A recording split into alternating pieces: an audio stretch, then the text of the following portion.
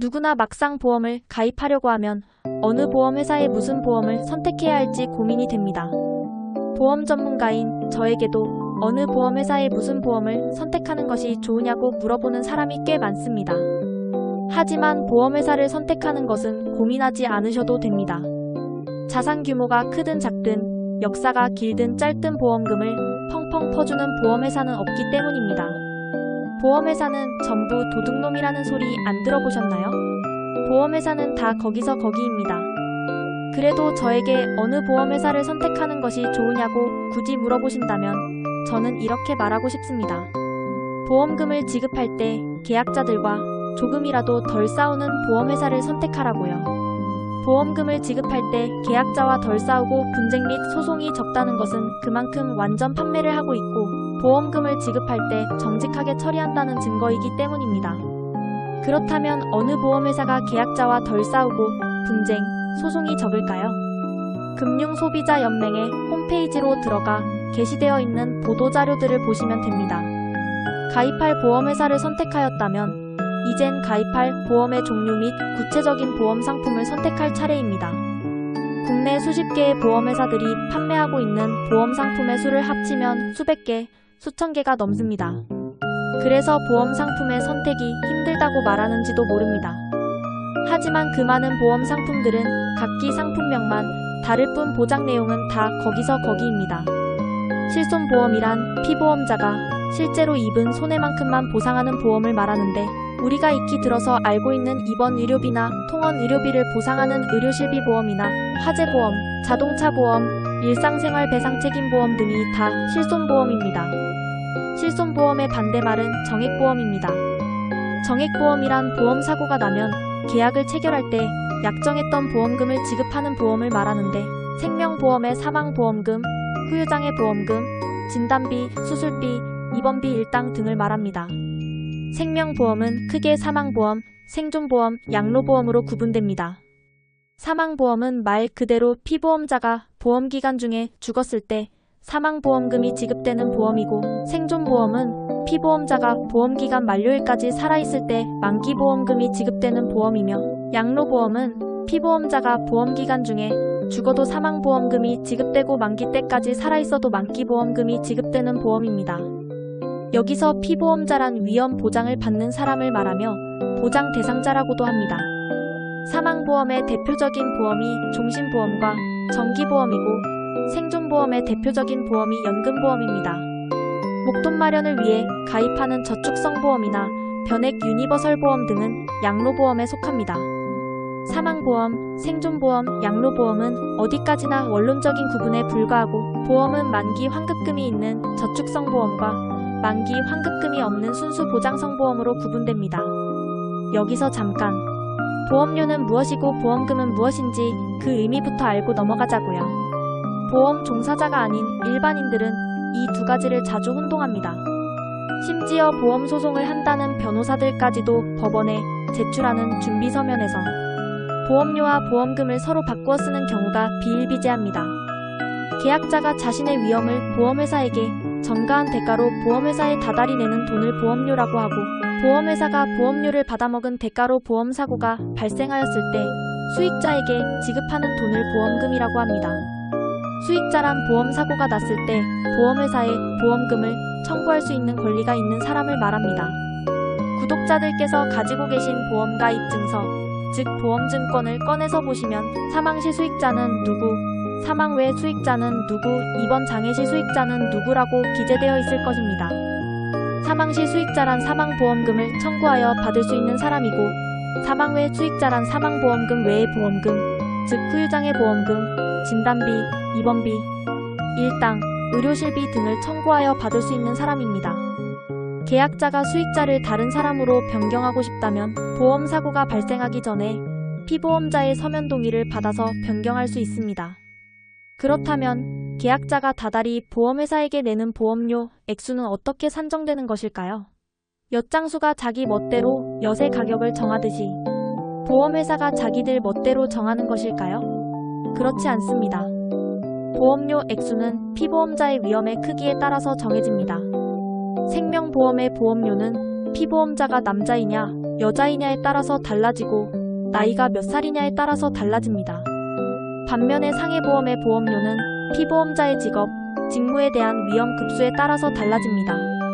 계약자가 다달이 보험회사에 내는 보험료를 보험 전문용어로 영업보험료라고 부르는데, 영업보험료에는 적립보험료, 위험보험료, 부가보험료가 포함되어 있습니다.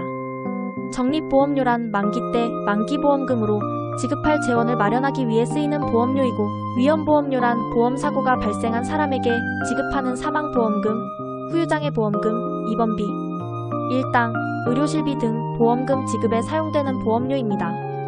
부가보험료란 보험회사가 체결한 보험계약을 만기 때까지 유지, 관리하는 데 쓰이는 보험료를 말합니다. 그렇다면 내가 다달이 내는 보험료는 얼마 정도가 가장 적정할까요? 동일한 보장을 받는다는 조건이라면 보험료는 무조건 저렴할수록 좋습니다.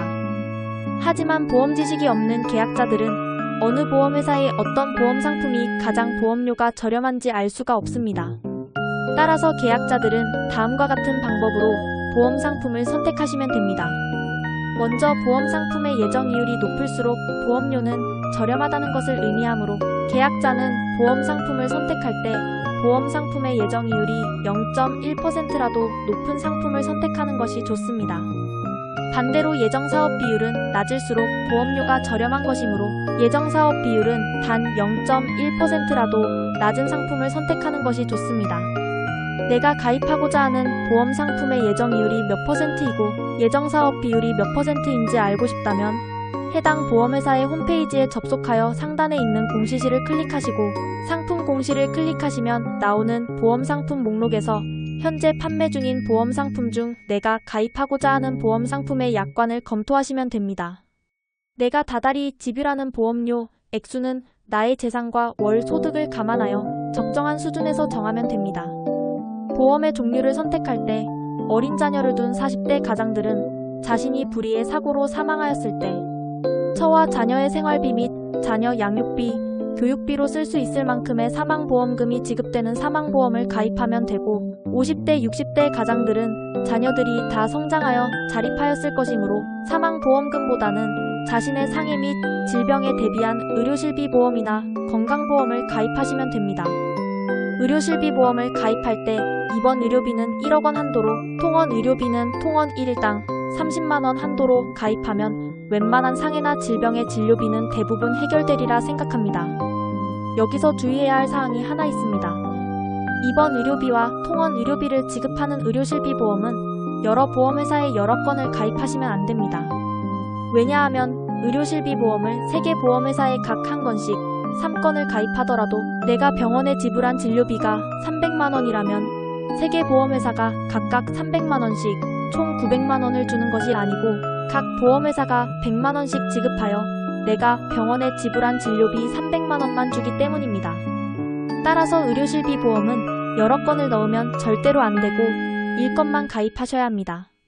이미 의료실비 보험을 여러 건 가입한 상태라면 지금 당장 1건만 놔두고 나머지 보험은 다 해약하시기 바랍니다.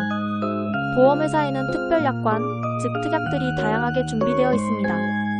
재해장애 특약, 일반상해, 후유장애 특약, 중대질병 특약, 성인병 특약, 수술 특약, 입원비 일당 특약, 골절 특약, 화상 특약, 일상생활 배상 책임 특약 등등. 따라서 나에게 필요하다고 생각되는 특약들만 선택하여 가입하시면 됩니다. 간혹 이런 경우가 있을 수 있습니다. 나는 암 진단을 받으면 최소 1억 원 정도는 있어야 수술도 하고 요양도 하고 치료하는 동안 생활비로 쓸 수 있을 것 같아서 암보험을 1억 원 가입하고 싶은데 보험회사가 3천만 원 이상은 안 받아준다고 하는 경우입니다. 그때에는 그 보험회사에 3천만 원만 가입하고 나머지 부족한 금액은 다른 보험회사에 추가로 가입하시면 됩니다. 암보험의 암진단비는 의료실비와는 달리 여러 건을 가입하더라도 중복하여 보상하므로 여러 건을 가입하면 고액의 보험금을 지급받을 수 있습니다. 마지막으로 보험을 가입하려고 하는 계약자들에게 당부하고 싶은 말이 있습니다. 내가 다달이 내야 할 월 보험료 액수는 가계소득의 15%를 초과하지 말라는 것입니다. 왜냐하면 월 보험료 액수가 월 소득의 15%를 초과하면 힘에 부쳐서 중도에 해약할 가능성이 높아지고 해약하면 은행 적금과는 달리 손해가 많이 나기 때문입니다. 지금까지 보험을 가입하시려는 분들에게 보험회사 선택, 보험상품 선택, 보험료 결정에 대하여 말씀드렸으나 그래도 나는 보험이 어려워서 선택을 못하겠다고 생각하시는 분들은 보험실무 40년 경력의 손해사정사 변운현에게 전화로 상담하시기 바랍니다. 감사합니다. 보험금을 청구할 때마다 횡포를 일삼는 일명 이상한 보험회사에 대하여 자세히 알고 싶으신 분들은 제가 쓴 책 좋은 보험, 나쁜 보험, 이상한 보험회사를 구입해서 꼭 읽어보시기 바랍니다.